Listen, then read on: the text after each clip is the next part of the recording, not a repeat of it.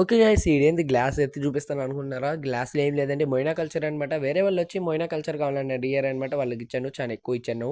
ఇదైతే ₹120కి నేను సేల్ చూస్తున్నాను అనమాట. దాంతో పాటు మనకాడ మైక్రో ఓవెన్ చెప్పాను కదా! 4 డేస్ బ్యాక్ నేను. దీన్ని డిస్టర్బ్ చేయకుండా మళ్ళీ 4 డేస్ తర్వాత ఓపెన్ చేసి చూద్దామని 4 డేస్ తర్వాత రిజల్ట్ చూడండి మీరే ఎంత బాగొచ్చిందో అసలు.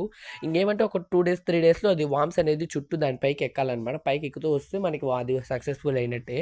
ఇదైతే ఇంకోటైతే ఈ పక్కన ఉండే దాంట్లో అయితే ఈస్ట్ యాడ్ చేశాననమాట. కొంతమంది చెయ్యొచ్చన్నారు, కొంతమంది చేయకూడదన్నారు. దీంట్లో అయితే ఈస్ట్ యాడ్ చేశాను. దీంట్లో కూడా రిజల్ట్ అనేది బాగుంది చానా.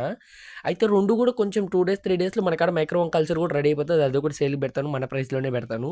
దాంతో పాటు నా కాడైతే ఈ బెలూన్ మౌల్లీస్ అయితే అవైలబుల్‌గా ఉన్నాయన్నమాట. వీటిని వచ్చి ఏదో సంథింగ్ మౌంటైన్ మౌల్లీస్ కూడా అంటారంట. కలర్ అయితే బాగున్నాయన్నమాట. మంచి మంచి లుక్‌తో ఉన్నాయి. ఇవైతే నేను ప్రైస్ చాలా తక్కువకే మంచి క్వాంటిటీతో ఉన్నాయన్నమాట. ఇవైతే ఇచ్చేస్తున్నాను. చాలా ఎక్కువ ఉన్నాయి నా కాడ కూడా.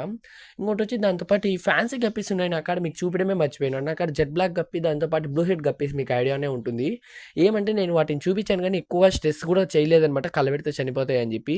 చూడండి మీరే ఎంత బాగున్నాయో నా కాడ నెట్టి చూపిస్తున్నాను నేను. అవి అచ్చం బీటా టైల్ మాదిరిగా ఉందనమాట. మేల్‌కైతే. ఫీమేల్‌కి కూడా అలా ఉంటుంది గానీ మామూలుగానే ఉంటుంది.